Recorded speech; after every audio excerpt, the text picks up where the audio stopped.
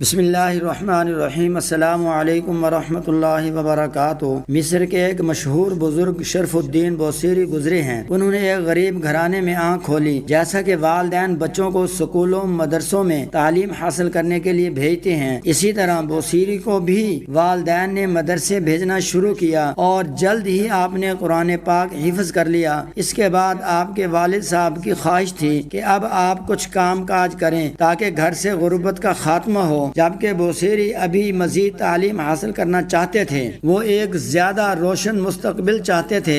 گھر میں باپ بیٹے کے درمیان کھینچا تانی شروع ہو گئی۔ آخر کار بوصیری نے اپنی والدہ کو اپنے ساتھ ملا کے والد صاحب سے مزید پڑھنے کی اجازت لے لی۔ اس کے بعد آپ نے تجوید، فقہ اور باقی ضروری مضامین کو پڑھا اور بچوں کو پڑھانا شروع کر دیا۔ اس وقت تک آپ ایک دنیا دار شخص تھے اور مادی کامیابیوں کو ہی ترجیح دیتے تھے۔ آپ غربت سے نجات حاصل کرنا چاہتے تھے۔ شاعری کا وصف آپ کو اللہ کی طرف سے ودیعت کیا گیا تھا۔ اب آپ بادشاہوں کی شان میں قصیدے بھی لکھتے تھے اور نئے شعراء کی اصلاح بھی کیا کرتے تھے۔ درس و تدریس سے بھی منسلک تھے۔ ایک دن آپ گھر سے باہر کہیں جا رہے تھے جب ایک شخص نے آپ کو روک کر آپ سے پوچھا، کبھی محمد صلی اللہ علیہ وآلہ وسلم کی بھی زیارت ہوئی؟ اس شخص کا یہ سوال کرنا امام بوصیری کی زندگی کو بدلنے کا سبب بن گیا۔ اب امام بوصیری نے آپ صلی اللہ علیہ وآلہ وسلم کی حیات طیبہ کا بغور مطالعہ کرنا شروع کر دیا۔ آپ جوں مطالعہ کرتے جا رہے تھے، آپ کے دل میں آپ صلی اللہ علیہ وآلہ وسلم کی محبت بڑھتی جا رہی تھی۔ جوں وقت گزر رہا تھا، آپ کے دل میں نبی آخر الزماں محمد مصطفیٰ صلی اللہ علیہ وآلہ وسلم کے عشق کی تڑپ بڑھتی جا رہی تھی۔ اسی دوران میں انہیں فالج کا حملہ ہوا اور یہ صاحب فراش ہو گئے۔ اسی حالت میں 15 سال گزر گئے۔ وہ بادشاہ جن کے قصیدے امام بوصیری لکھتے تھے، انہوں نے پلٹ کے نہ پوچھا۔ آپ بہت دل گرفتی کی عالم میں ایک رات لیٹے ہوئے تھے جب آپ نے سوچا کہ زندگی بھر دنیا کے بادشاہوں کے قصیدے لکھے، آج کیوں نہ ان کا قصیدہ لکھوں جن کے سامنے ان بادشاہوں کی کوئی اوقات نہیں۔ جب ٹوٹے ہوئے دل سے سچی محبت کے ساتھ الفاظ نکلے تو وہ اس بارگاہ میں قبول ہو گئے، جس کے بعد وہ الفاظ امر ہو گئے۔ اس سے پہلے بھی امام بوصیری نے عرب کے صحراؤں کے خیموں پہ اور خوش جمال چہروں پہ شاعری لکھی، لیکن اس رات وہ اس بدر الدجا شمس الضحیٰ کی شان بیان کر رہے تھے جن کی خاطر رب نے اس دنیا اور اس کی ہر چیز کو تخلیق فرمایا۔ میرا ایمان یہ ہے کہ یہ کلام بھی رب کی ہی دین ہے اور وہی رب ہی اسے انسان پہ اتارتا ہے۔ جب آپ قصیدہ لکھ چکے تو آپ نے قلم دوات رکھی اور سو گئے۔ اسی رات آپ نے خواب دیکھا کہ آپ صلی اللہ علیہ وسلم تشریف لائے ہیں اور فرمایا کہ اٹھ بوصیری۔ امام بوصیری نے کہا، میں 1000 جانوں سے قربان، لیکن کیسے اٹھوں؟ کیونکہ وہ فالج زدہ تھے اور اٹھنے سے قاصر تھے۔ آپ صلی اللہ علیہ وآلہ وسلم نے اپنا دست شفقت ان کے جسم پہ پھیرا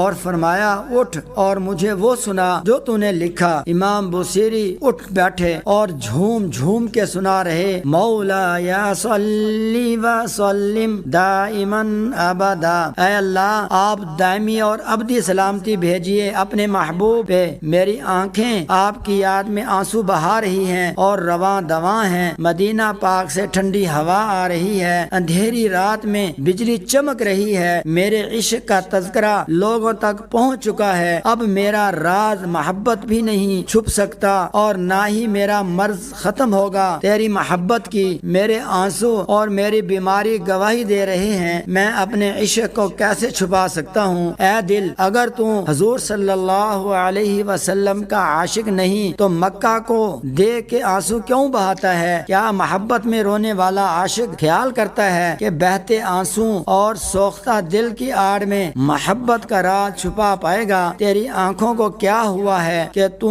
انہیں آنسو روکنے کے لیے کہتا ہے اور یہ بہائے جا رہی ہیں؟ تیرے دل کو کیا ہو گیا ہے کہ سنبھلنے کی بجائے مزید غمناک ہو رہا ہے؟ جب رات مجھے محبوب صلی اللہ علیہ وسلم کا خیال آیا تو میں رات بھر جاگتا رہا۔ درد محبت نے میرے چہرے پہ آنسو اور رخساروں پہ زردی پیدا کر دی ہے۔ اے غریبوں کا خیال رکھنے والے، اے دل گیروں کی دل جوئی کرنے والے، اے مظلوموں کا ہاتھ پکڑنے والے، اے سچ کہنے والے سے گناہ گاروں کا پردہ رکھنے والے، اے ازل کا نور، اے محمد صلی اللہ علیہ وسلم، آپ کے منہ میں آپ کے دانت ایسے ہیں جیسے سیب کے اندر قیمتی موتی۔ اے اللہ، آپ اپنے محبوب صلی اللہ علیہ وسلم پہ ابدی اور دائمی سلامتی نازل فرمائیں۔ اب امام بوصیری جھوم جھوم کے پڑھ رہے ہیں اور محمد عربی صلی اللہ علیہ وسلم ان کی محبت کو قبول فرماتے ہوئے ان کے ساتھ سن رہے ہیں۔ جب قصیدہ ختم ہوا تو آپ صلی اللہ علیہ وسلم اتنے خوش ہوئے کہ انہوں نے اپنی چادر مبارک بردہ اتار کے انہیں مرحمت فرمائی۔ اس کے ساتھ ہی ان کی آنکھ کھل گئی، دیکھا تو چادر ان کے پاس ہی رکھی ہوئی تھی۔